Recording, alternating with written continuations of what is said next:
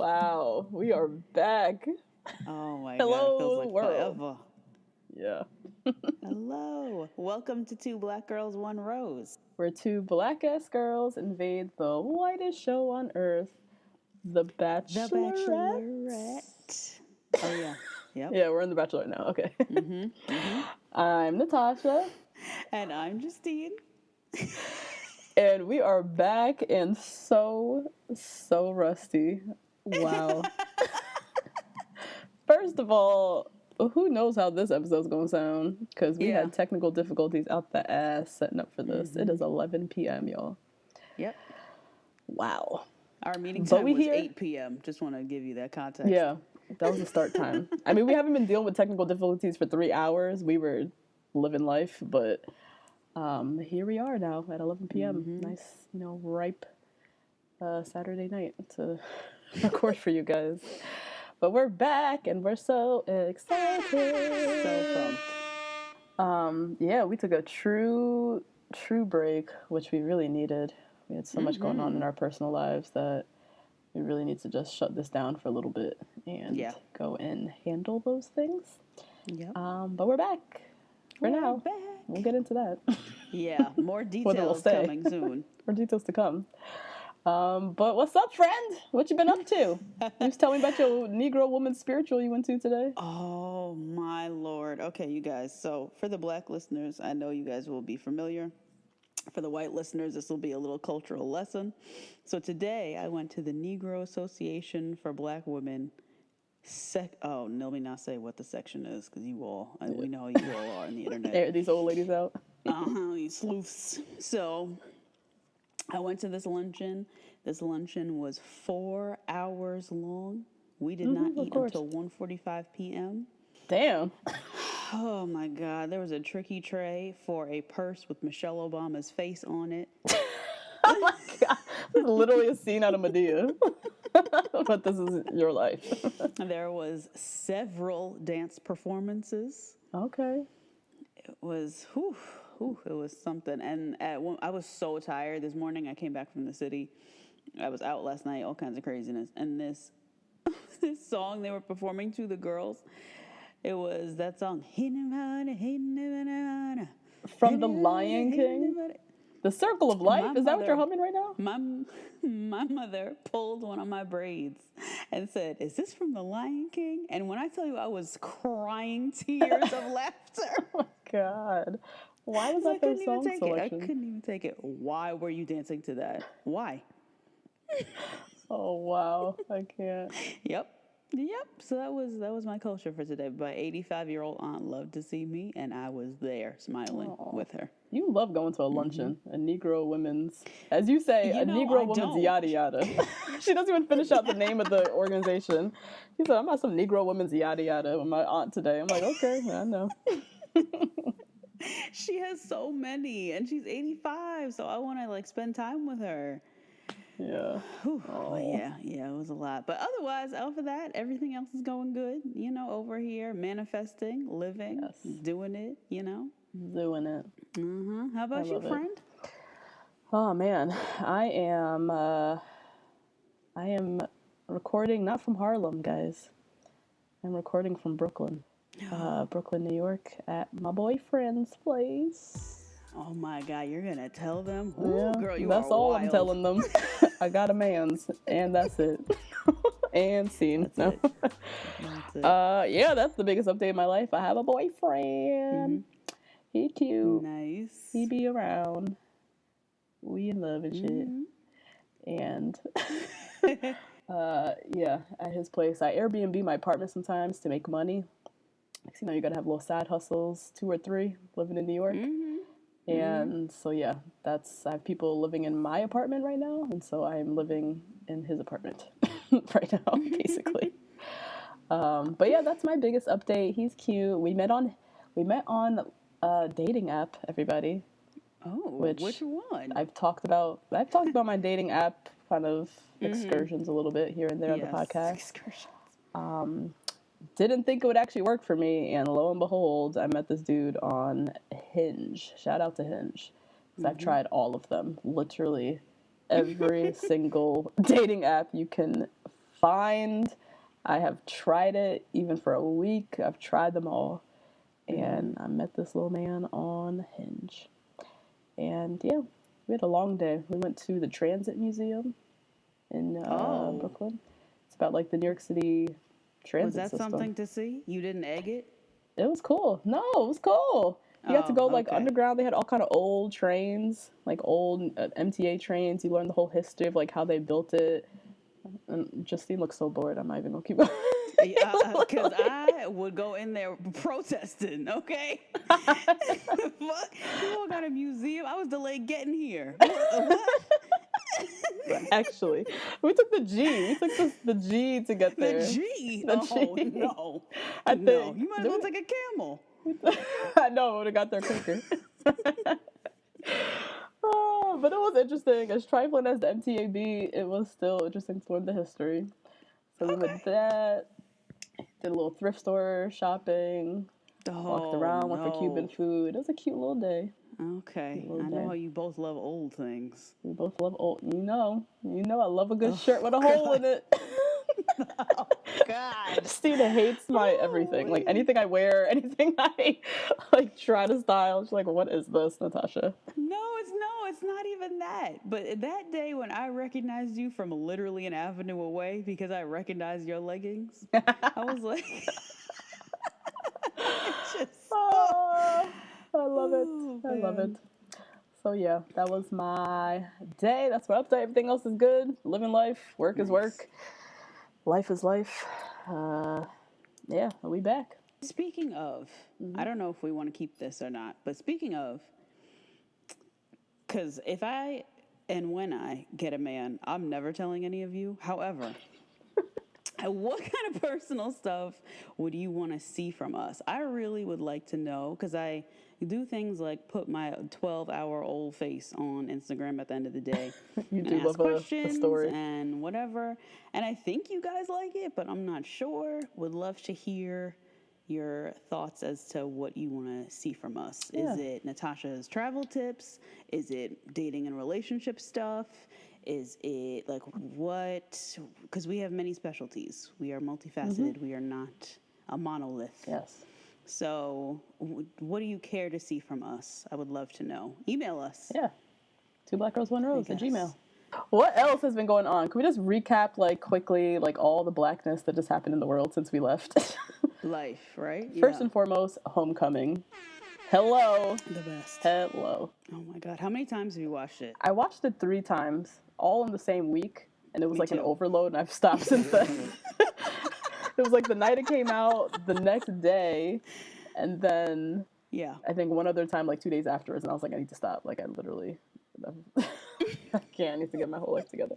Right, because it's mostly the performance, which I watch every day anyways. But watching her just manage her team just helps me to go to work the next day. Yes. I felt like I could literally do anything. Yeah. Yep. Anything. It was just an incredible documentary, like, within itself. It was so beautifully made. It was such like it was like an ode to African Americanness. And I feel like if you're a white person watching it, you learned a lot, like, about, particularly about the HBCUs. I learned shit. By the end, I wanted to go to HBCU. I was pissed where I went to go to college. It looked like they was having fun at HBCUs. It did look like they had a lot of fun. It was like a great, just not expose, but a great, like, exploration of that side of culture that we've never seen on such a grand stage like this on Coachella, or at Coachella, and then on motherfucking Netflix.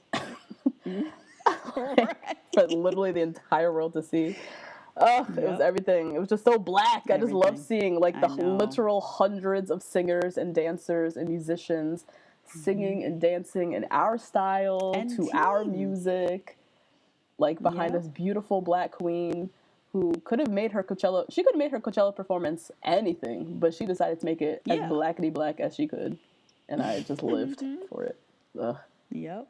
I could, like, literally talk endlessly about this. Yeah, forever. Yeah. I've particularly loved seeing, I don't know if you've seen online, like, videos of, like, little girls watching Homecoming and them just, like, staring in awe at Beyonce. Just, like, all starry-eyed. Oh my God, that's so nice. I love it. No, I haven't. And that's Oh my God, they're so lucky. They're right. We was looking at lucky to grow nobody up with that. dusty as Britney Spears. Like, we didn't have anybody like when we were growing up on stage killing it who looked like us. You know what I mean? Or who was like taking command and control of a room and knows she has a $500 billion performance, and her husband was like, okay, I guess I'll see you guys later. Right. We didn't, and we had some singers and stuff, but we didn't have like Beyonce growing up. So I love seeing those videos of those little girls. Just like, or even seeing like backstage of like the Spice Girls. Like, even if the Spice Girls were just as commanding, we never knew. right. You know. You know? Ugh, I love it. And also, because I'm going to relate it back to The Bachelorette, like those little videos of little girls, that is why representation is so important. Like, one, sorry, I might do a little rant real quick. Oh, go This ahead. just came into my soul. Like, on our Instagram, we stay getting these dusty ass, white cornbread, MAGA ass Instagram trolls who stay coming on our feed, just stay, and I stay blocking y'all, so let me keep coming. But anytime I post anything like race, diversity, representation related, any post I do with Rachel Lindsay in it and mention anything about race or diversity, these dusty ass MAGA trolls come up on our timeline talking about, get over it, why not go make your own, like people are literally saying, why not go make your own black bachelor? Things like that. This is what I'm talking about when we talk about representation matters. Yeah. The Bachelor. If we do that, let's just go back to segregation. Yeah. That's what you're trying to say. She said, yeah, go have your own black TV stations. You go, we will make our own shit. Like, the reason why we get so up in arms about this is, and we sound like broken records, but I don't give a shit. I'm going to keep saying it. The Bachelor is a primetime national treasure. It has been on air for 17 years. Not that many shows have been on TV for that long. 23 seasons of The Bachelor, 14 of The Bachelorette, countless spin-offs, and all kinds of shit from this franchise. And for us to only have one person of color lead and like a handful of contestants that even make it past the first night, just by sheer representation standards, the show is spewing this message that fairy tale love stories are only for white people. Right. Exactly. Racial relationships ain't a thing. Black women aren't desirable. Asian men don't exist. Latinas are only feisty and cause drama. Like, yeah. Indian women. Oh yeah, Asian. Yes. The underlying messages of the franchise are so problematic. So I just slept very well when Homecoming came out because I just know that Beyonce exists. And little girls and young girls and college girls watching TV, they ain't going to get this message and feel goodness from watching The Bachelor. They're going to get it from other things on TV that are a little bit more representative of them. But this is why we're so up in arms about this show that has such a platform and just continues to not represent people who watch the show, which is very frustrating. And it does, like so many people in the inbox say, it gives you something to relate to in some of your coworkers or whoever who are watching The Bachelor, like some of these white women or white men that you work with. And I know for me, it's given me a level of clout in my workplace that I watch this show. And I shouldn't have to be forced to watch, what's her name, Casey? I even forget from 2 months ago who won. Oh, Cassie, yeah. Cassie. I shouldn't have to watch Cassie's mediocre self to relate to my coworkers. We should be able to talk about Tasia, whoever, everybody. It's frustrating. Very frustrating. But thank you, Beyonce, for creating beautiful art where I could relate to. Okay? And to all the little girls and boys that get to watch her and feel like they see somebody that look like them. Love it. Sorry, I just had to, that literally, okay. I don't know why I didn't have to do that. Your but ancestors, they bubbled up. Exactly. The spirit just took me away. What else is happening in Black World? Meghan Markle, she about to bust. Meghan Markle, I'm convinced, had that baby and is in Zimbabwe on vacation, okay, with Harry. She had the baby. How do you know she had the baby? I would think so, because she was due in April. Oh. It is, yeah. Well, it just turned May, Justine. Relax. It's May 4th. But people, very rarely come to like the full stop 40 weeks. You know what I'm saying? Rare. So I don't know. Wow. We'll see. I mean, I don't think we're gonna see that kid until Christmas. Oh, they're definitely gonna hide. Yeah. Boy, girl, do we even know what it is? We don't know. Whatever. It's black and it's in Buckingham Palace, so it could be a fucking like lizard for all I care. It's black and it's ours, so we claim him or her. Shit, it's royalty. Other black news. This is like a new segment. Other black news. I like that though. I think that'd be cute. I know. I just love that so much shit happened since we've gone, so I feel like we just have to cover it. So quickly, Miss Teen USA, Haley Garris, black girl, she won Miss Teen USA sporting her natural hair. And I love how she spells Haley. It was like Liegh. Yep. I was like, at first I thought it was a spelling error. I don't know what, but like Hilai, that's what it looks like. Anyways, she was rocking a fro, loved it. Still waiting to see a girl with natural hair on The Bachelor, but we'll keep waiting. Yeah, we just but got okay. We just got a redhead last season, so Yeah. let's start slow. And then also, I don't know if you knew, in the first time in history, Miss USA, Miss America, and Miss Teen USA are all black. That is wild. Wild. What's happening? Progress. Yeah. Love it. Well, one of them. Ooh, I don't want to get this wrong. I know we have pageant people who listen. But Right, I read after last season. one of them was doing prison reform, and she's like 27. Oh, wow. She's like out here. That was her, so her platform, because they all have like platforms. Her platform is like prison reform. Oh, that's great. Yeah. Love it. Because a lot of times, I mean, I haven't watched Miss USA or any of these things in a while, but sometimes their platforms are like bogus ass causes. Save the caterpillars, or like just dumb shit. Like, can we do something that actually affects actual change? Like, Yeah. I don't even know. I feel like anti-bullying was like so many people's platform for years. You can't change that and it's Miss tired. USA Everybody has did. an anti-bully platform. And you just did like a bathing suit competition. Get out of here with your anti-bullying. Ain't nobody gonna believe you. Exactly. What? Oh my god. But yeah, shout out to Miss USA, America, and Team USA. Beautiful black women. Last little thing, Halima Aden. Is that her name? Halima Aden. Yeah.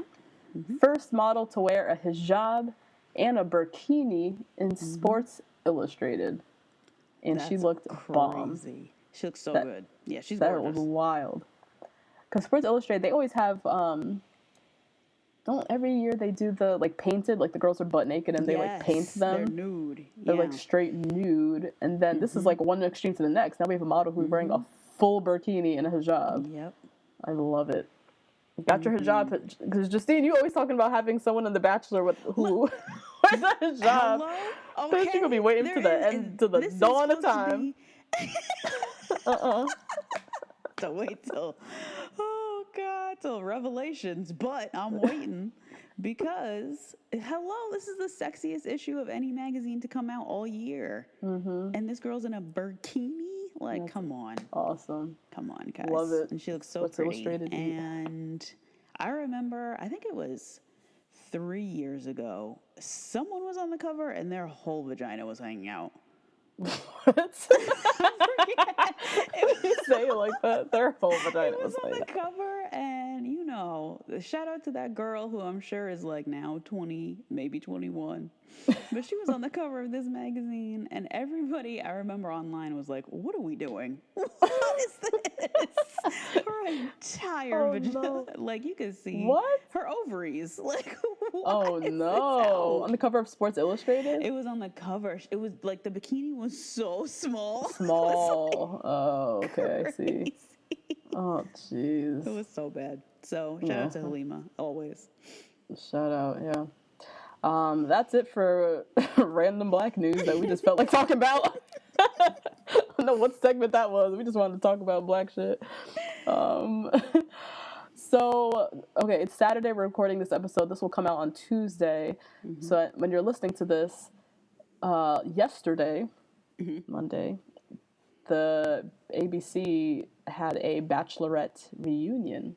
Hasn't been much like information about what this reunion is. We just know it's like, I think they said 12 of the 14 bachelorettes Oh, okay. That's a decent turnout. will have been there. Yeah. And I don't know if they're like recapping stuff or what the hell is going on. I don't really know. For Justine and I, the only bachelorette who matters, in our opinion, is Miss Rachel Lindsay. Right. Who will be there. Who will be there. And also, we didn't even announce at the top of the episode, Rachel Lindsay's season is going to be the theme for this episode, basically. Yes. Yep. So a little later on, we're going to count down our top 10 most memorable moments from Rachel's season in honor of this Bachelorette reunion foolishness that they're playing on Monday. And we loved Rachel's season so much. Really going back through her season for this episode, so much shit went down in her season. Oh, yeah, a lot. A lot of drama, like, we'll get into it, but a whole bunch of stuff. It was a very good season, so... So yeah, that's what we're going to do on this episode. As for his Bachelorette reunion, yeah, I don't really know. I don't know who cares. I don't know. I don't know what this is about. Sure. I don't know. Okay, before we get into the episode, our countdown of Rachel's season, and we do have some Bachelor Nation news we want to cover. We got everything in this episode, guys. It might be a long one. But we've been gone for a while, so we're just trying to pack it all in. But before we get to that, very important announcement. So, for those of you who are not on our social media, we are 2 Black Girls, 1 Rose on Instagram, 2 BLK Girls, 1 Rose on Twitter. You're probably out of the loop as to what our plans are for Hannah B's season, which premieres next Monday. Now, as we stated on the season finale last season, we have decided to move our podcast to Patreon. Yay! Justine and I decided that the only way in hell we were going to dedicate hours each week of our time to watching whack-ass Hannah B's Journey for Love is if we started to make some money. Because this podcast is a lot of fun, but y'all know it's a lot of work as well. It's 11 p.m. on a Saturday, and we are recording right now. Right. So... for just $5 a month, you can get exclusive access to our weekly recaps of this season's Bachelorette by signing up to become a patron on Patreon. Now you might be asking, what is Patreon? Patreon is an online platform where creators, musicians, podcasters, artists, people from around the world post content for their listeners and their fans, who in return pay a very tiny monthly fee. And for you guys, you know, we've been doing this podcast. We released this podcast December 17th, 2017. Yeah. So a little over a year and a half for free 99.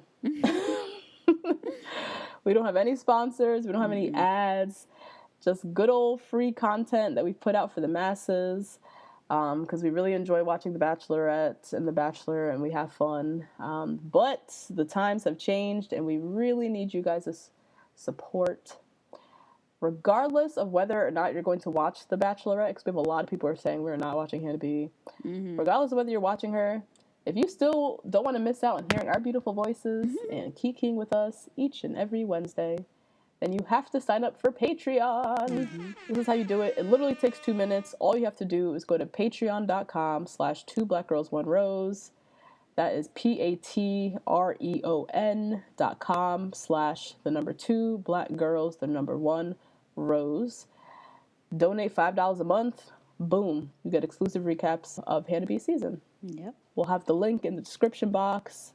And basically, yeah, if you don't sign up, you don't get the recaps. It's basically as simple as that. Yeah. They're not going to be put up on iTunes or Spotify or any of that stuff.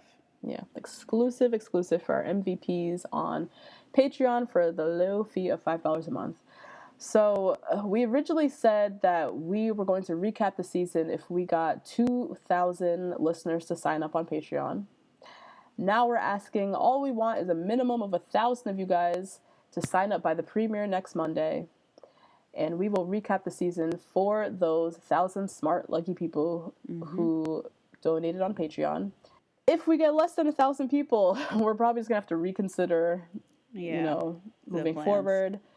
Our plan is going to be to refund people through Patreon, and then we will reconsider coming back for Bachelor in Paradise.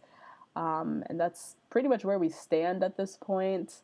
As much as we love this podcast, it is work, and it's becoming unsustainable to do this. That's the thing. We're not going to, because it's Hannah B, take down the quality of the work that we're doing. It's going to be the same quality of work that we've been putting out, which means that we have to have, and I think this podcast has quite a bit of monetary value. And so we have to start taking advantage of that. So I implore you guys to support us. If our podcast has become a staple in your, Wednesday morning routine, why mess up your routine now? Right. Keep listening to us. Right.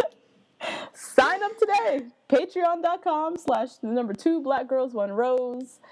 And I said it on the Instagram. If you can pay problematic ass Amazon, who's literally the warehouse workers in Amazon are dying. Slavery. Because they're being overworked. Please Google it if you don't know what I'm talking about. If you are paying Amazon $12.99 a month for Amazon Prime, you can help support 2 young Black creatives out here doing God's work by watching this damn girl, Hannah B, find love every Monday. Recapping after that, editing for 4 hours after that, promoting on social media and answering emails and DMs. Live tweeting for y'all. If you could pay problematic ass Amazon, you can donate $5 measly to us 2 Black ass girls right here. Yep. Support creators, support us. We really want to keep doing this podcast, but we need your support to do so. Again, it's patreon.com/2 Black Girls 1 Rose. We're hoping to get to 1,000 supporters by the premiere next week, because it'll be a very sad day if Wednesday comes around and no new episode pops up from 2 Black Girls 1 Rose. Sad for y'all and sad for us as well. We don't want that to happen, so sign up today. That's our plug. Okay. Yep. Beyond that, as always, rate, review, subscribe. I told y'all we're on Twitter, on Instagram, on Facebook, all over social media. So if you're not following us on those platforms, please do that. And then also you can email us, 2 Black Girls 1 Rose @gmail.com. Yeah. So we're still not at the Rachel recap, y'all. We're still. No, we are still. Thank you for still being here. If you're still here. Thank you for still tuning in. This is like the luncheon I went to today. 4 hours in, we're still not at the program. We promise you, we are doing the top 10 most memorable moments of Rachel Lindsay season. But first, we're bringing back something, y'all. Ooh, we're bringing old segment, old favorite. I know, old favorite. The Peter and Eric update. God. We have to retire this segment because these niggas wasn't doing jack shit. Thing. A thing. But I actually have a little update from my man Peter. Okay. Peter went from hosting boot camps all over the country to finally opening up his own gym, his first physical location. Peter Cross Fitness. It's in Middletown, Wisconsin. Never. Wow. I love that he is still just living in Wisconsin. He has not moved to LA. He's not in West Hollywood. He's not doing none of this shit. Love it. He's still running his little fitness thing, and he's done so well that he's opened up his first studio. It's back on April 24th. He had a whole opening, and then by that weekend, he had all his regular classes running. I mean, shout out to Peter. Didn't literally exited stage left from the franchise. Still amassed a huge number of Instagram followers.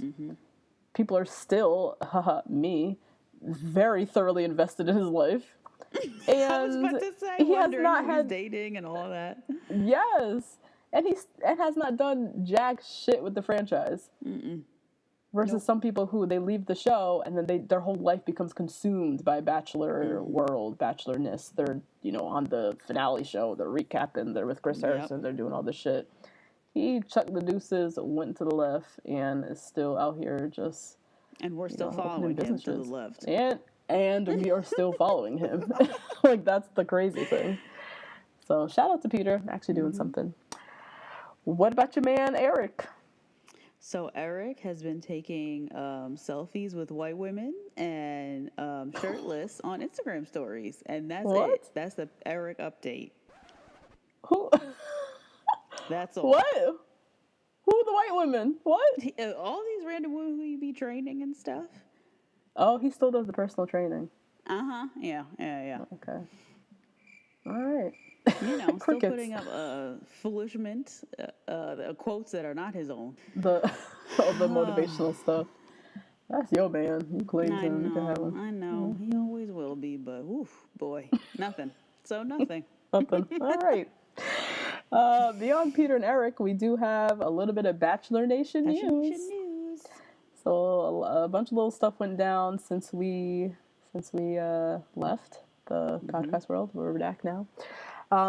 Big news: Kendall and Joe the grocer, they moved in together.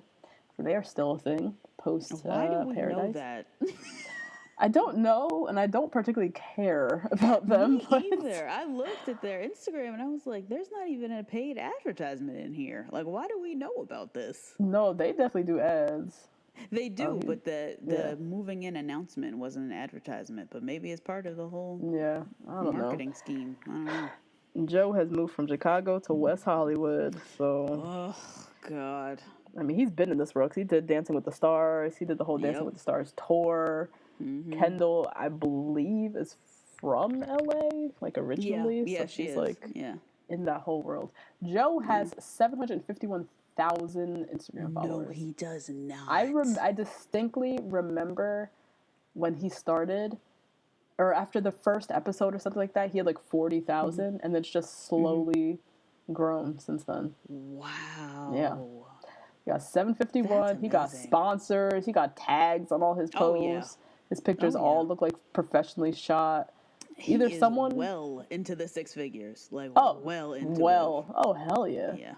And someone's either clearly running this account, or he took some Instagram courses. Because you remember when he first started? Oh my God. Joe, first of all, he posted very sporadically, but it was like Instagram stories, horrible lighting, the food reviews of him eating burgers or something. And now his Instagram looks like it's a business. It's like a business. Hannah G's. Yeah, it looks like Hannah G's. Yeah, it's a full-on business. So get your coin, I guess. Happy for him and Kendall. I don't know, whatever. Speaking of peddling shit on Instagram, Cassie and Colton. Cassie has. You look so confused. Like, who's Cassie? Look at your face. Yeah. It's like Cassie. She said, "Who's that?" Sorry, I totally took them out of my whole ether. Okay, yeah. They're still out here. Cassie, guess how many followers she has on Instagram? 1.6 milli, easy. Oh, you know, okay. It's 1.6. Is it 1.6? Yeah. Is it really? Oh yeah. Did you just guess that? Oh my God. Why? She's 1.6 million. I think she was one of the girls who started off already with a very sizable number. Yes. Remember Colton's season? Like, a lot of the girls were already influencers. It was very bizarre. So she's been peddling all kinds of foolishness, and I read this one article that was hilarious. She was recently peddling some skincare bullshit, and a fan called her out and was like, and said, "Every day you say you use something else. Can I get your real skincare routine?" Oh my God. Oh That's God. funny. Somebody else said it's probably better to take skincare advice from your local dermatologist, not a reality TV star. I don't understand.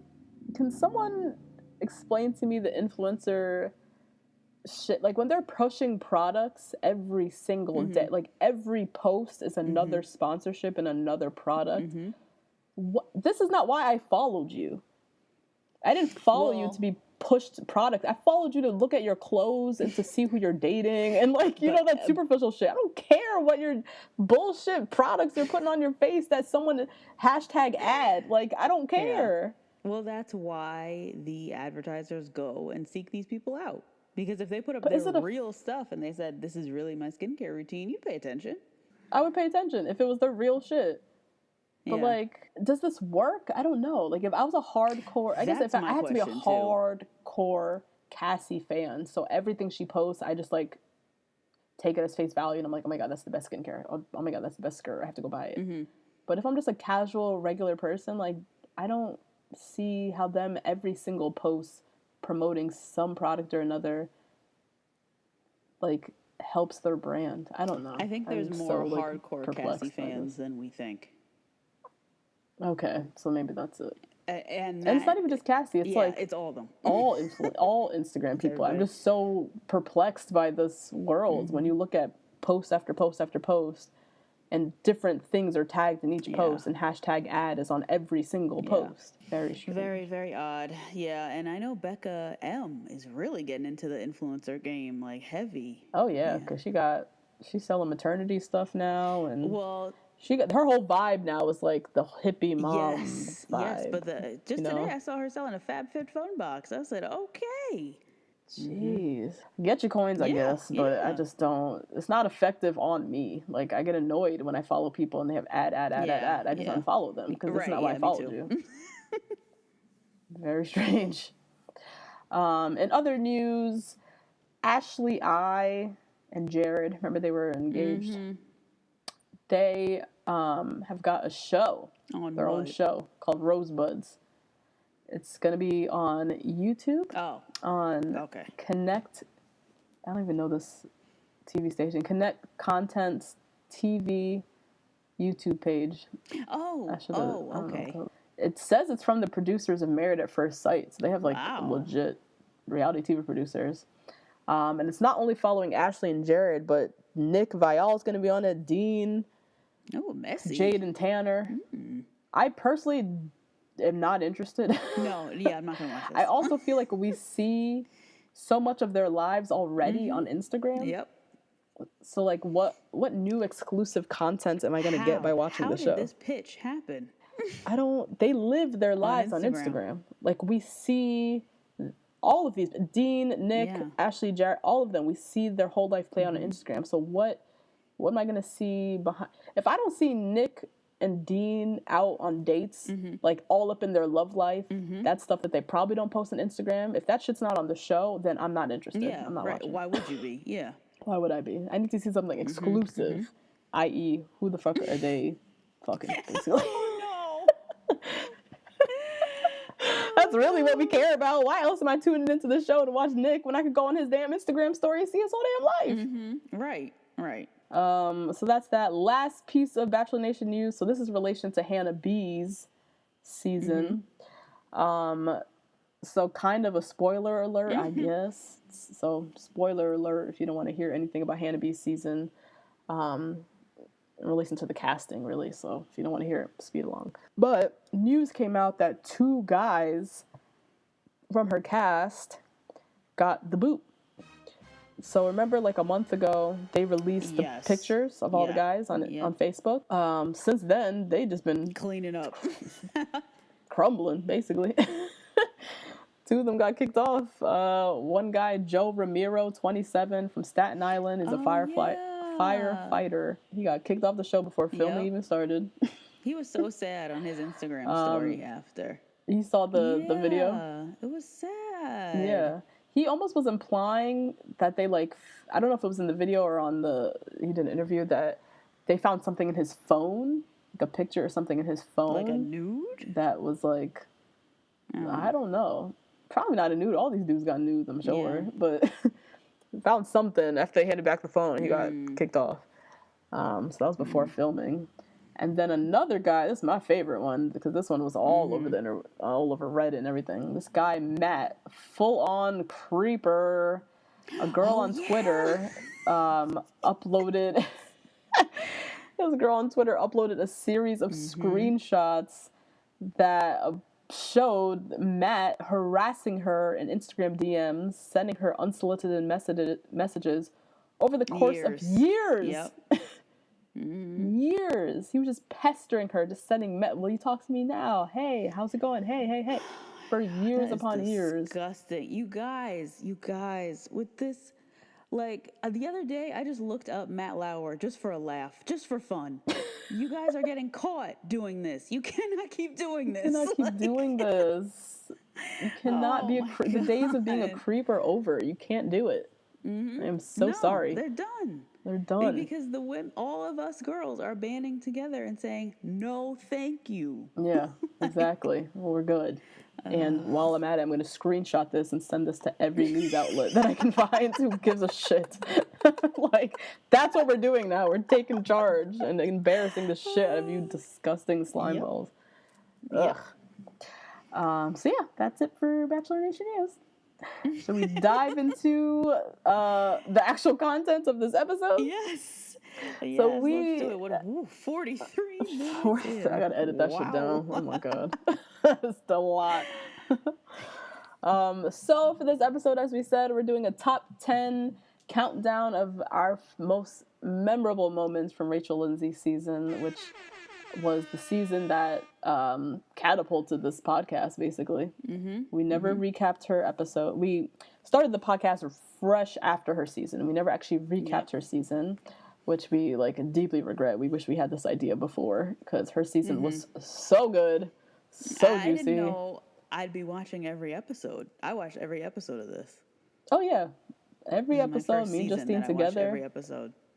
With our wine, kikiing, cracking each other up, and then realize, fuck, we should probably do a podcast. This is hilarious and fun.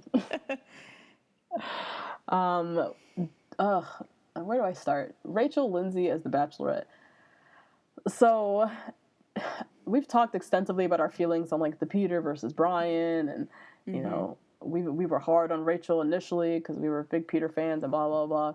One thing Justine and I never did was bash Rachel. We have always been Rachel Lindsay fans. As someone who, I personally have been watching this godforsaken show for years, literally, since season 1 of The Bachelor. I remember it distinctly. And literally every season, I was like, this is the year. You know, any person of color who seemed safe and likable, I was like, this is it. Yeah. He's going to be it. She's going to be the next one. Literally, I did this for years, hoping and wishing that the next one was going to be a person of color. I really, really had hope for Jubilee. When Jubilee was on Ben Higgins' season, I was so sure she was going to be our first Bachelorette. And then that didn't happen. So when they finally announced Rachel, she was, for me, as someone who's been watching this show forever and hoping and wishing on a prayer that somebody that looked like me would be the lead, when they announced her, it was one of the most exciting things of my life. As sad as that is, it was like a godsend. Yeah. This is what I've been waiting for. That sounded really pathetic. Oh my God. And then on top of that, she was more accomplished than any Bachelorette before. I would say her and Andy Dorfman. Andy was the one from Juan Pablo season. She was a prosecutor or yes, she was of some sort. Because she was pretty badass. Ass. Anyway. But so Rachel, I'd say she was up there with Andy Dorfman for sure. But she was super accomplished. She was black. We met her family. They were hella black, so I love that even more. She was, super well-spoken, intelligent, had depth, characteristics that aren't really standard for Bachelorette contestants. And then she also, very much acknowledged the importance of her role as the first Black Bachelorette and the first lead of color. She stood proudly in it when she was doing her press tour before the show. She was very outspoken about this role. And so going into the season, I was already a huge Rachel fan, and having her as the Bachelorette and literally still our only Bachelorette, and I'm so happy that she's still out here talking about how disappointed she is in the franchise and still making sure the talk of diversity in this show is still a thing, just makes me commend her even more. So that's my spiel on Rachel. But yeah, we're going to count down our top 10 moments. top 10 most memorable Yeah. moments. So this will be a walk down memory lane for those of you who loved Rachel's season as much as ours, or never listened to the season. I don't know. We'll give you or never watched the season. I mean, we'll give you a full little kind of recap of like the highlights. So we'll start us off. Just Okay. what are we talking about? What was our moment 10? We're starting off with my second husband, Fred Cassidy. He was a husband status. Oh my God! Shit. As soon as he came on camera, I was like, that's it. He's my husband. This is it.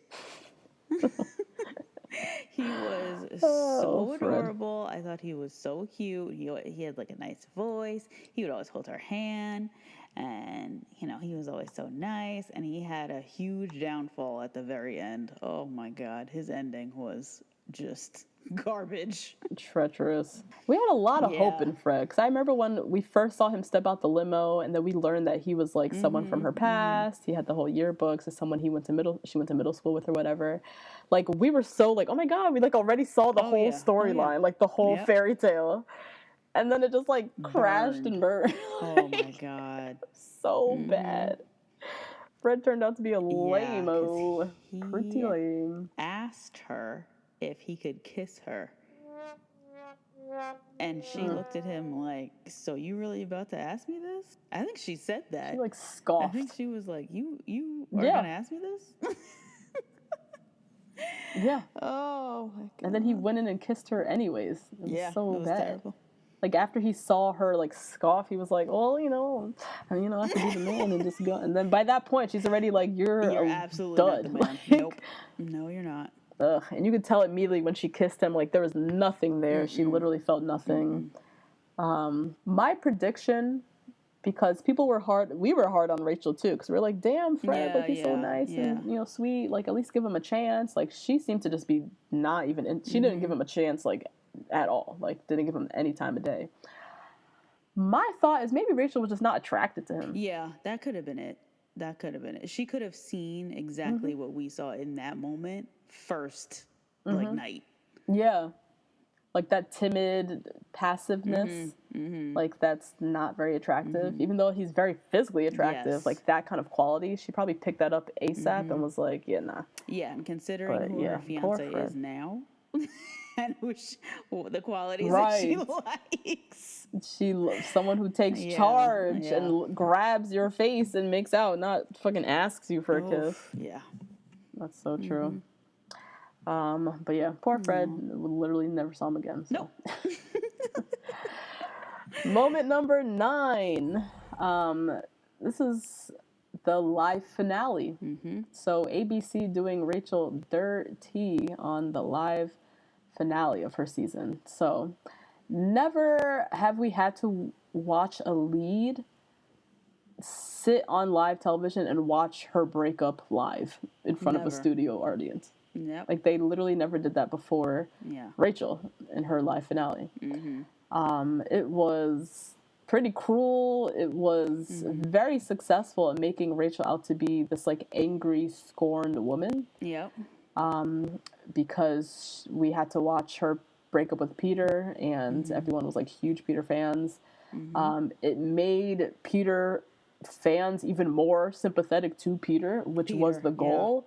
Because the whole thing was designed for him to basically be set up as the next Bachelor. Yes, right. Even it made though us look sad. He did not need this setup.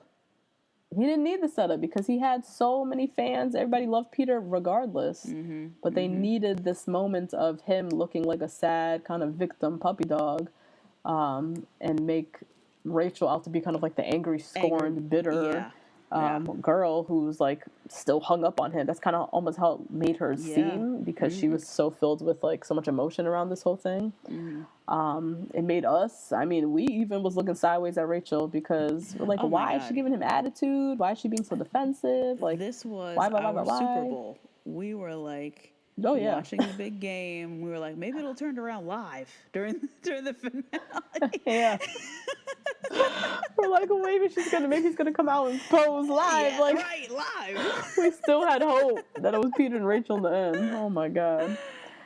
But yeah, they really had her up there. They really just did her dirty. So really wrong. did her dirty. So wrong. Definitely one of the most memorable finales we've ever seen of this franchise.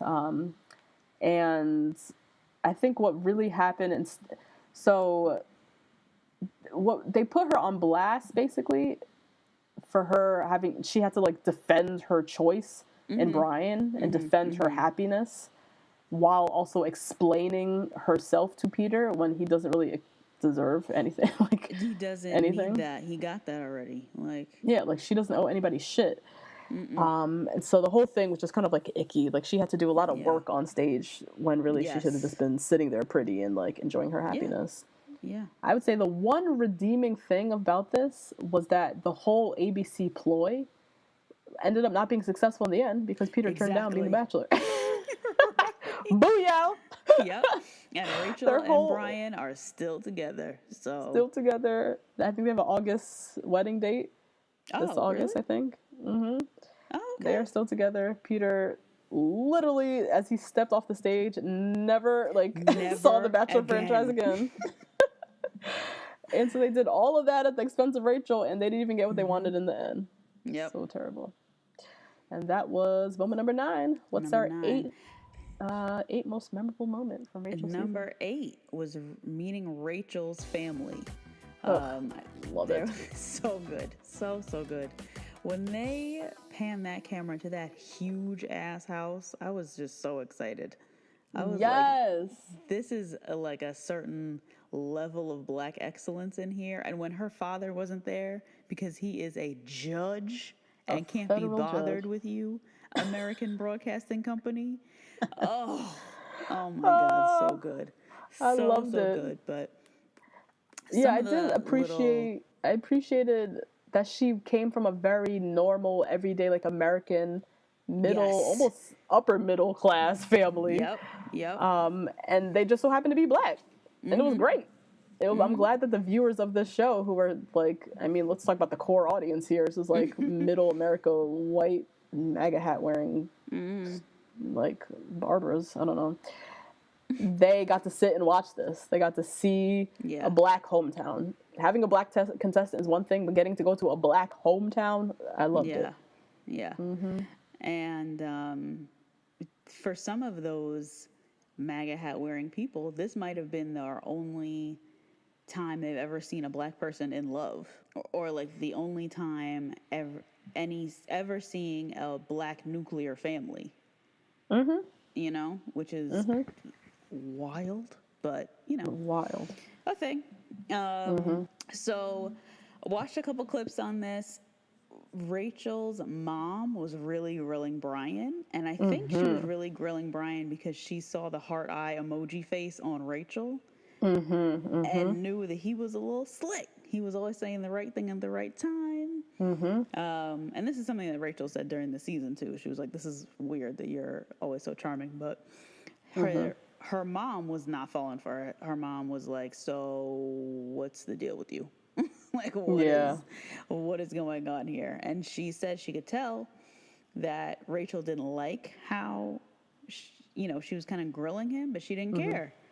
No. She was like, this is my daughter's life. And my husband's not here. So I need to get all the questions answered. And I loved her mom was like super tough. It was one of the only times we got like deep answers out of Brian on the show. They made him look real superficial on the show, but her family like dragged it out of him. That's true. Yeah, her mom was questioning him a lot. Like she had tenfold like number of questions for Brian than she did for Peter and Eric. Yes. Like they were not playing. Rachel's sister loved her sister. Her sister had like a perma side eye. Like the whole time, particularly for Brian. For all of them, she was very tough, but particularly on the Brian visit, she was like just not taking anything at face value. Like permanent side eye.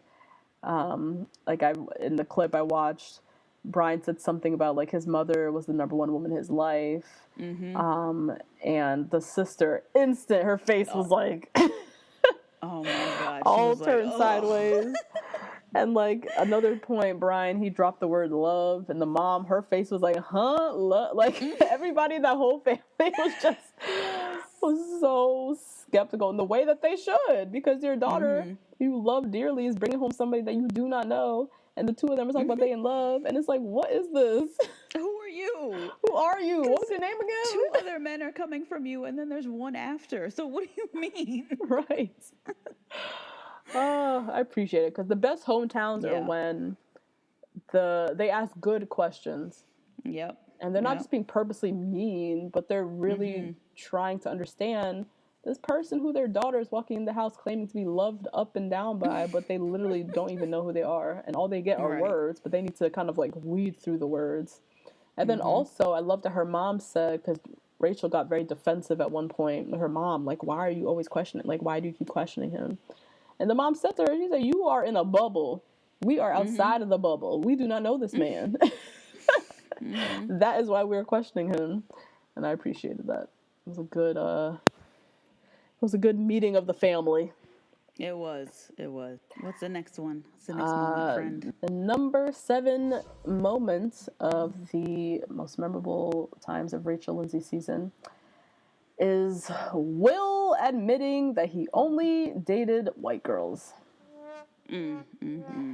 Now, from Drum Street, I thought Will was a cornball. Yep, agreed. From his limo, I had to go back and I was like, who's this Will guy again? So from his limo entrance, where he dressed up as Steve Urkel, corny as shit. My I was God. dumb. Nonetheless, he was cute. He was black, so we're intrigued to see. Tall. We're still intrigued to watch him, see what his connection with Rachel's gonna be. Well, to me, this is one of the most shocking moments of the season, in my opinion, is when this man decided to admit on national television that he mostly dates white women. And this is something I would hide, because you're just looking crazy. Me too. This is something I would not admit. I would lie up and down. I've dated this girl, that girl, black girls are my thing. Like, why, black man, are you getting on TV and doing this? So the scene was Will was hanging out with some of the guys in the house and said that Rachel, quote, did not look like the people I've been dating for the past couple of years. He then admitted that he typically dates white girls, and then backed it up by saying, it's not like I don't date black girls, I have, lie. But growing up where I grew up, especially in high school, there weren't a lot of black girls. Another lie. Right. Like, so much in there I could just dissect. Yeah, You're just stupid. This whole explanation. Yeah. Then my dude goes on his one-on-one date with Rachel, where they literally had zero connection. None. Not even friends. Not even friends. Like, Rachel didn't seem like she even wanted to be bothered with this dude. Like, he was a waste of her time, it seemed like. Then on their date, he admits to her that he's mostly dated outside of his race, mostly dated white women. And so Rachel said she was not buying his explanation too about how I grew up in a white town, so I don't really know that many black girls. Yeah, Rachel said Rachel said herself, I was raised in a majority white community, but I've predominantly dated black people. Right. And it was just so painful just watching Will's whackness just play out so awkwardly. Like, I'm sure, like, this was like a moment for many black female viewers of the show, who we all know a Will. We all know that black dude who does not date black girls, who will claim up and down that, it's not a like, da-da-da-da. But he has not given a chance, not one time, to no black girls. He's only exclusively dates white girls.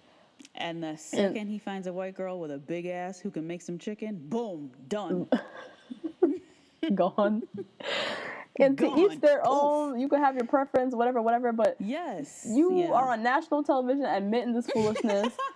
And you're on a date with Rachel fucking Lindsay, who is gorgeous and successful and someone that you should be vying for, and yet you sat on a date and just looked her in the eyes and said, I don't really date girls who look like you.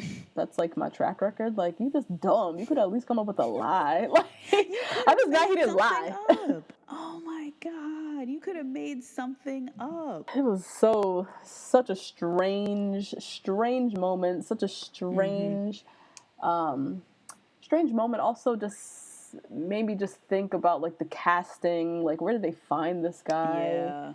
Yeah. Rachel before told everybody that she mostly dated black men, and then you bring in a cast of black men, one of the black men doesn't even date black women. Like what? That was a waste of a casting. That was just he was a black guy that they just needed to throw in another one.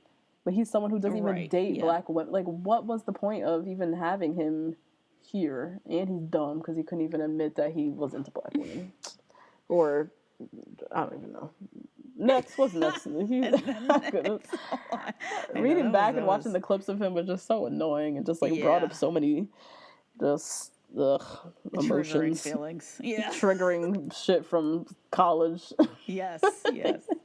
Everybody knows that one black guy that so fine and only dated the white girls. Good God. Yeah. Yikes.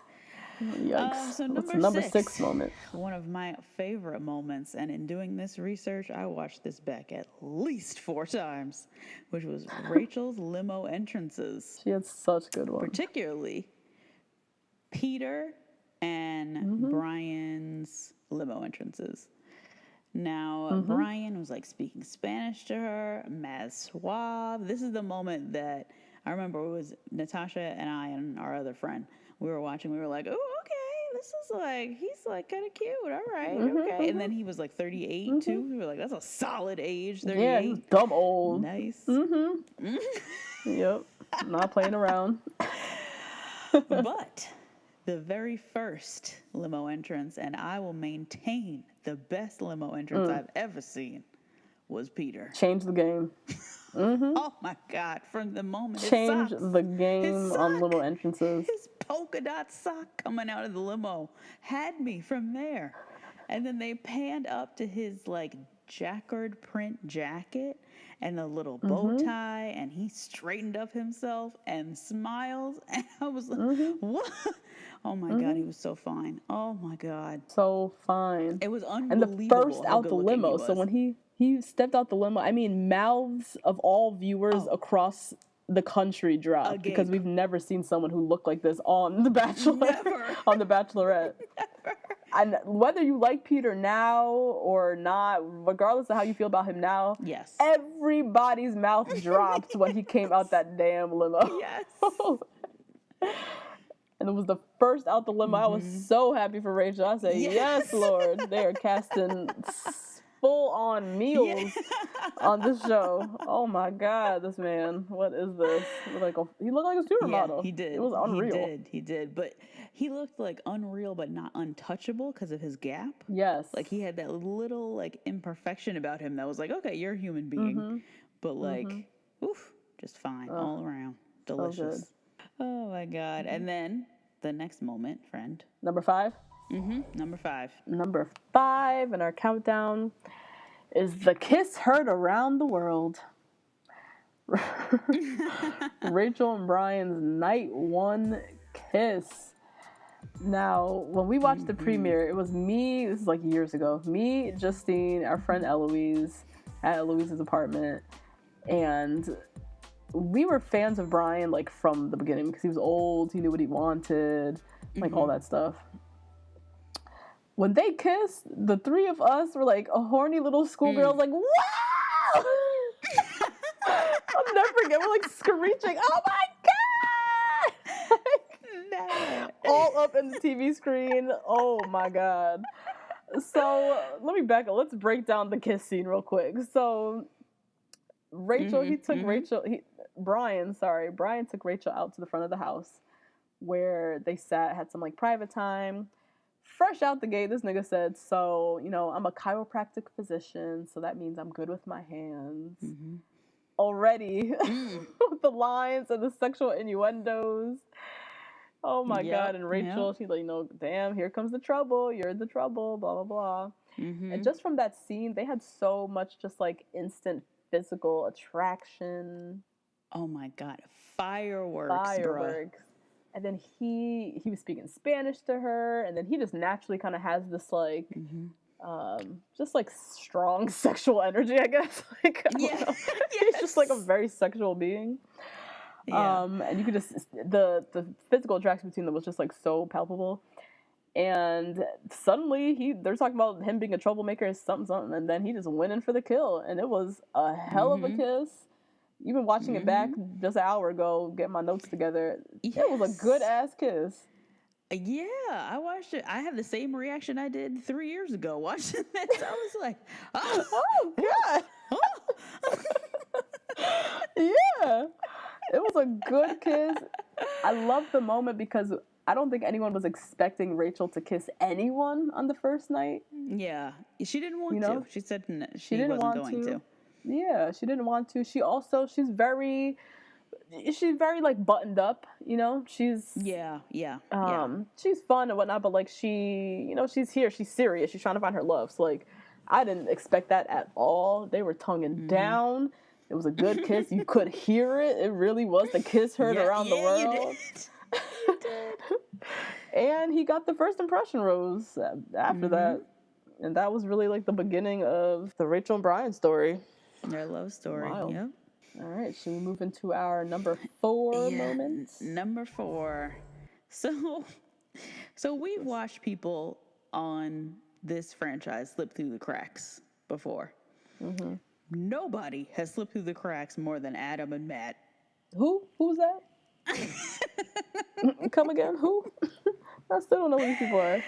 Oh These my poor God. things, not only do they have like very nondescript names, like anyone could be Adam and anyone could be Matt, That's so but true. they just, we saw zero personality. Matt was the one who came in the penguin suit, who Natasha, Eloise, and I, all three of us thought it was a hairline cover up. Because his Because hairline he was had terrible. a receding hairline. Oh, bless him. He had to wear a whole, I don't know, he was a penguin, a turkey, a pigeon. I don't know. He was some kind of bird. And then Adam, who later on we saw in Bachelor in Paradise, right? And he came and fell in love with Raven. And I think they're still together, which is great. But nobody saw anything from them the whole season. It was the worst whole editing time. job in the history of the Bachelor franchise.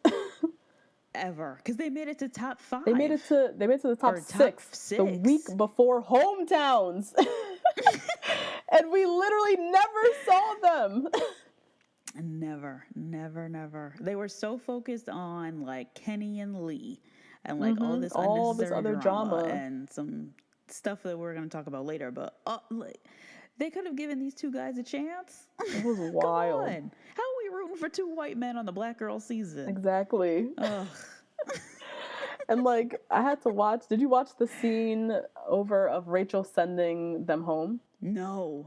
Oh my God, that's one of the most comical things I've ever seen. Rachel, keep in mind, this is the top 6, so she has deep invested feelings in these guys, and this is the week before hometowns. The scene of Rachel sending them home, she is bawling her eyes out. She's sitting with Matt bawling and said, you remind me most of myself. You have such a special place in my heart. It meant so much for you to be here. I hate saying goodbye like this, and was bawling. And I distinctly remember Twitter was like, who is that man? Who the fuck is that? What is his name? Like, we literally did not even know these people's names. And she was crying tears over this guy. It was hilarious to watch because I just remember the feedback online where nobody knew who either of those guys were. Oh my God. But as you said, thank God for Paradise, because they both went to Paradise and we actually got to know who the fuck Adam and Matt were. Yeah. Should we go into our number 3 moment? We're in the top 3. Number 3. Yep. Number 3 is the epic, infamous Peter and Rachel breakup scene. Lord have mercy. So I have to admit, every day, multiple times a day, in the weeks following the finale, I would literally torture myself by watching the Rachel and Peter breakup scene on YouTube. Oh, yeah. Just Which like, is, yeah, obviously. by the way, a non-monetized video that has like 700,000 views. Oh, so many views because women across the world are doing this. Whenever you want a good cry or a good, I don't even know. Sometimes I've always been crying. I was just watching the shit out of the scene. Why was it so compelling to watch? I don't even know. because it was so real. It was so It real, was yeah. so real. We haven't seen that on reality TV, I don't think, ever. Not a breakup as raw as that. Yeah. No, or even like feelings as raw as this. I don't Yeah. know. Most of the time, you could tell it's orchestrated. Like, Right. unless it's a death. Like, but this, like, just breakup scene and two people falling in love, never. We've never seen anything like this. Yeah, that shit was wild. So, I mean, if you want a refresher, it's on YouTube. You can find it real quick, guys. But basically, it's the two of them going back and forth for like 5 minutes. When we interviewed Rachel Lindsay, which we did that about 2 seasons ago, go back and listen to that episode. That's a good one. When we interviewed Rachel Lindsay, she said that conversation was like 3-4 hours long. Yeah, yeah. But we just got like 4 or 5 super intense minutes. Rachel literally saying goodbye to a man that she loves, like, and has no control over it because he's basically saying, I'm not gonna propose to you tomorrow, and she's not letting up on getting a proposal. So they were at a standoff, essentially. And it was just sad to watch because basically their relationship became a casualty of the Bachelor process. Yes. Yeah. Yeah. Because without that forced proposal, like, who knows what could have happened? I mean, she could have still chose Brian. Yeah, I'm sure. I think she would have, personally. I think she still would have because she's with him now and clearly has, like, stronger feelings for him. But I think that even would have made it even more complicated because you would have had 2 really good guys at the end who were like, yeah, I'll be your boyfriend. Like, but their relationship, was a casualty of the whole process. And it was just heart-wrenching to watch. Like, he walks her out. She is bawling. Her eyelashes are falling out. They make out. She walks away. She doesn't want to leave. She comes back. They make out again. Then she leaves. Like, it was Peter's a classic. hand, like, shaking, wiping the tears off her face. Oh my God. Yep. He's a mess as well. He don't want to say goodbye. And it was just a classic Bachelor moment. Just best breakup scene of all time. Yeah. Oh yeah, for sure.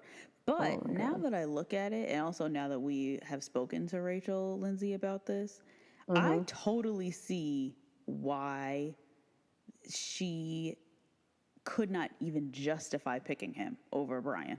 Because the way this man was talking versus the way that Brian was talking to her sounded crazy. Sounded way too crazy. And she just wasn't in the place, especially during that whole season when she was saying very firm on her rules for most of the time. She couldn't justify just like breaking the rules for this guy based on what he said was going to happen. Like, and that he said that Brian would give her a mediocre life. When he said that shit, that was crazy. Yeah.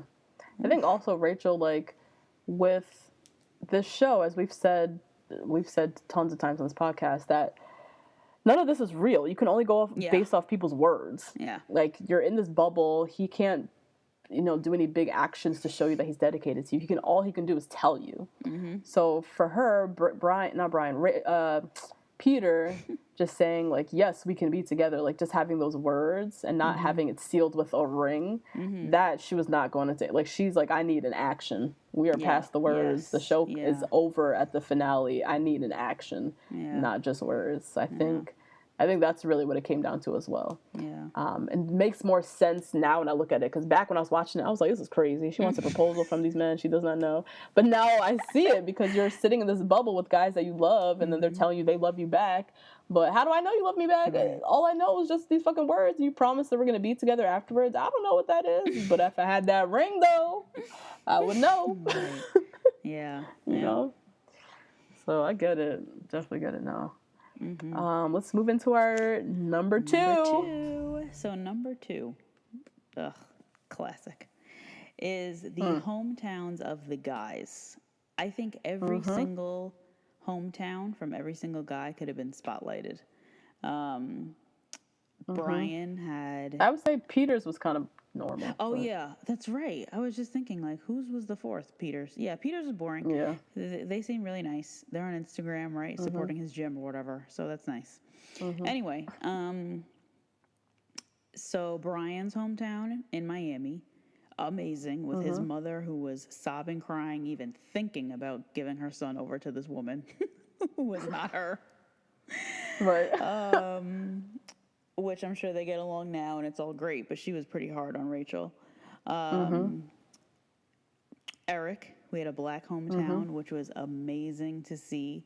I really loved seeing how the black women in his family really rallied around Rachel being with their son, and how they raised him and how they did not tear her down in any way, shape, or form, and probably weren't as hard on her as they would have been. But they just really came together in a really amazing way. But it was also the moment that like Eric became the boy and Rachel became the woman. Like during that episode, it was like, oh, Eric is like, really, we saw his youth like shine through, and his like inexperience, and he like never brought anybody home. He never was in love. Like all these things that now that I'm 29 and he was 29, I'm like, for real? None of the above. And just the kind of the. It's one thing to be really close with your mother and like all these women, whatever, but he almost seemed kind of like protected and coddled by them in a way. And it just played into his like lack of experience. He just seemed so youthful, like too youthful to become like Rachel's husband. Right. And then there was Dean's hometown. The hometown of all hometowns. The best hometown in the history of the Bachelor franchise still. Another one. Oh yeah, for sure. Yep. His dad was, and stepmom, I guess, were both Sikh. And Dean did not do a very good job in explaining why or what happened. He said he grew up in a very religious home, not that religion. And his mother passed away when he was 14. And it all just went downhill from there. I guess she was the anchor of the family. The brother and sister were really weird as well. They didn't really they weren't close at all. Lot. I don't think they spoke really that much. He said he had not seen his dad in 2 years, and this was the first time that all of them, brother, sister, Dean, dad, were under the same roof in 8 years. Oh, like on a hometowns episode on The Bachelorette. Like that's what? This is wild. Another real moment, though. A very, very real moment on TV. Whew. Yeah, it was a lot. And then even the lead up to it, I remember they just did that slow zoom in on his dad's house. face.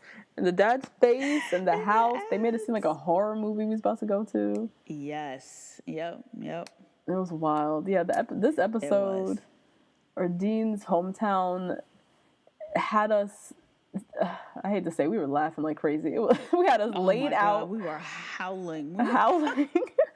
But also on like the edge of our seats. It was like great editing. There was so much backstory with the family drama. Like we had no idea what the hell was about to go down the hometown. Dean, as they're walking up, kept repeating how terrified he was. We're like, what the hell is about to happen? And it was a train wreck. It was terrible. I felt so bad for Dean. He was right. He was absolutely right. He should have been terrified because it was a train wreck and a half, and they made him film this shit on television. Oh my God. So bad. And like, I was watching earlier too, a scene between Dean and his dad where, I mean, he hasn't seen his dad in 2 years. And so they don't talk, and there's so much pent up stuff, and him and his dad have like this one-on-one moment, and this one part that was so uncomfortable. The dad was talking about like, oh, it's so great to see all the progress Dean has made, you know, that must mean I was a pretty good dad, and like literally this man said this, you have not talked to your son in 2 years, but okay. Right, that's horrific. What do you mean? Yeah. And Dean is just sitting there like stone faced, and you can just tell he's just suppressing like all the emotions, just suppressing it as he's been doing probably since the mother died and the dad just like didn't keep this family together.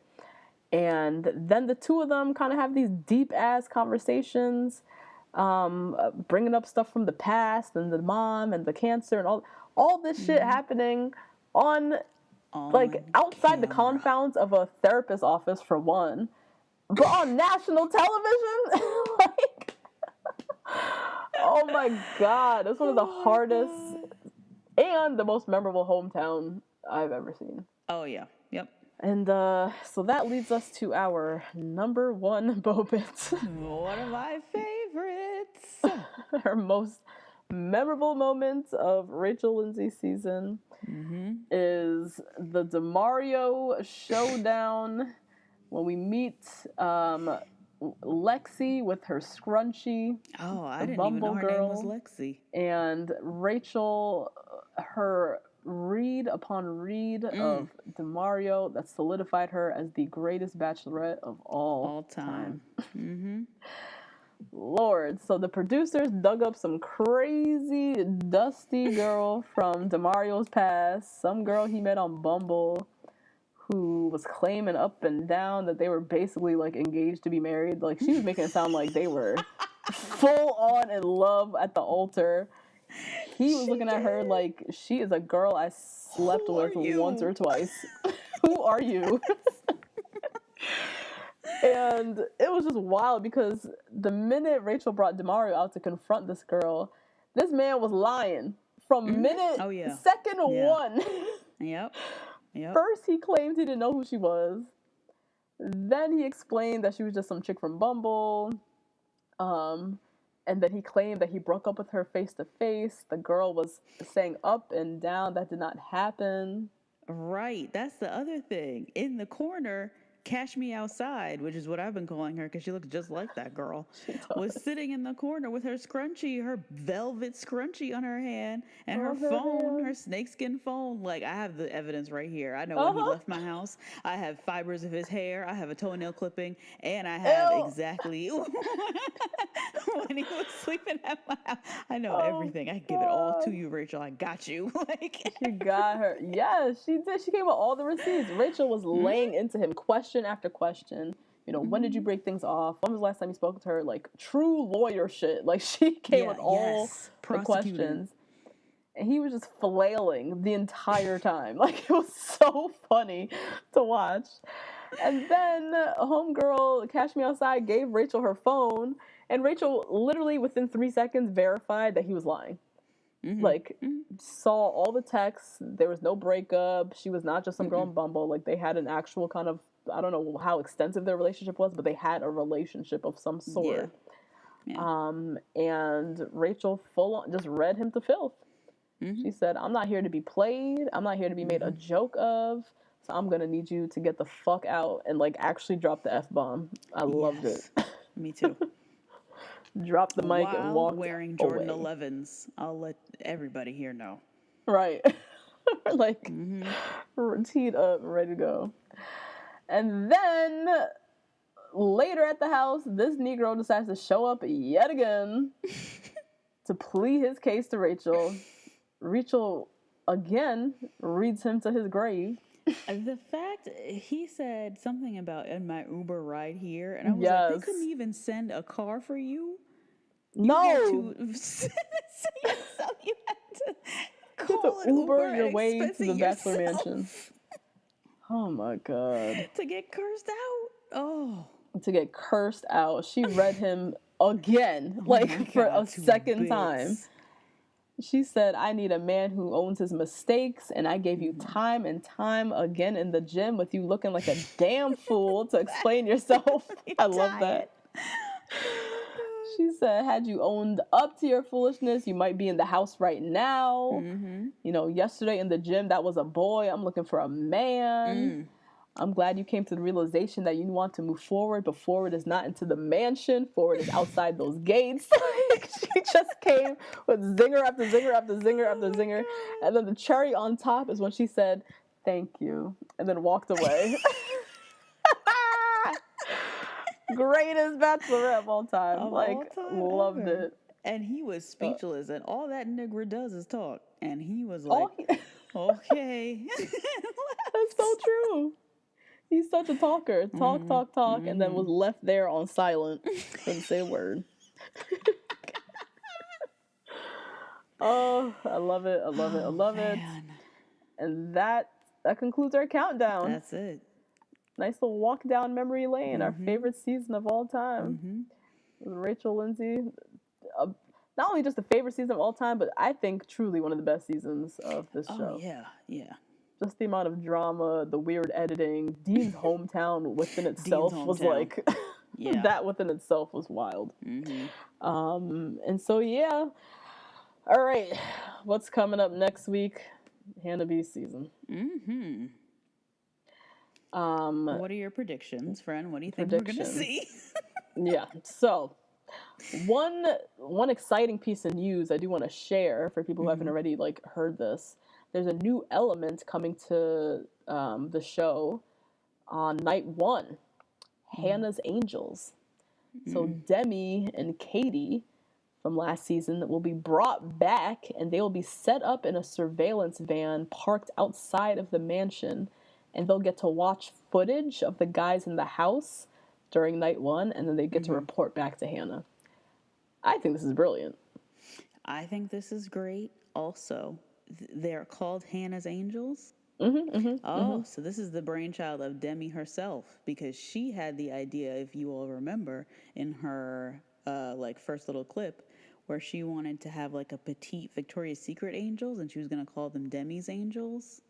She had this whole branding going. So Demi, bravo, girl, you on your way. Yeah, well, she got that check. Trademark that shit. Yep. So I think this is brilliant. This show is so dusty. They have not done anything new to the formula of the show since they started the show 17 years ago. So this is very exciting that they're bringing this in. And you and I personally love Demi. A lot of people love Demi because she's good for some one-liners and shit. Yep. And then Katie, I mean, awesome. She was a huge character on last season, and she was even on the damn show. After she left the house, she was a huge character with all the tea that she spilled after she left. And so I'm excited to see what drama or what they're going to see in the house with the guys and report to Hannah. Other predictions for Hannah's season. Oh, boy. I'm predicting a lot of Chads, a lot of Tanners, a lot of just 24-year-olds, captain of the rowing team ass dudes. That's pretty much what I'm expecting. I'm predicting she will get engaged. Oh, yeah. I would be shocked if she does not.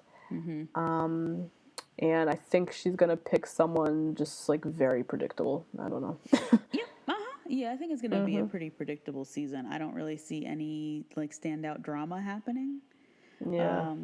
Or anything truly different. The only thing that I think we could truly benefit out of this is if there is a black man on her show that these viewers fall in love with, we might get a black bachelor. Ain't gonna happen. I'm telling you now. I know. Girl, I have hopes of a woman with a hijab on this show. Yeah, you have some high fantasies, my friend. This is not even a hope. This is a full-on fantasy. This shit is not coming true. I'm so sorry. Oh, my God. Yeah, we're not going to get our Black Bachelor from Hannah B season. Listen, stranger things have happened. This is true. Well, I'll keep hoping and wishing on a prayer. But I don't know. But yeah, we'll see. We will see. We'll see. Our final reminder, if you want to hear us next week recapping Hannah B's season, again, we have moved our podcast to Patreon. If you want to receive weekly recaps and hear all of our tea and juice on this Hannah B's upcoming season, then you've got to become a patron on Patreon. Head to patreon.com/2blackgirls1rose.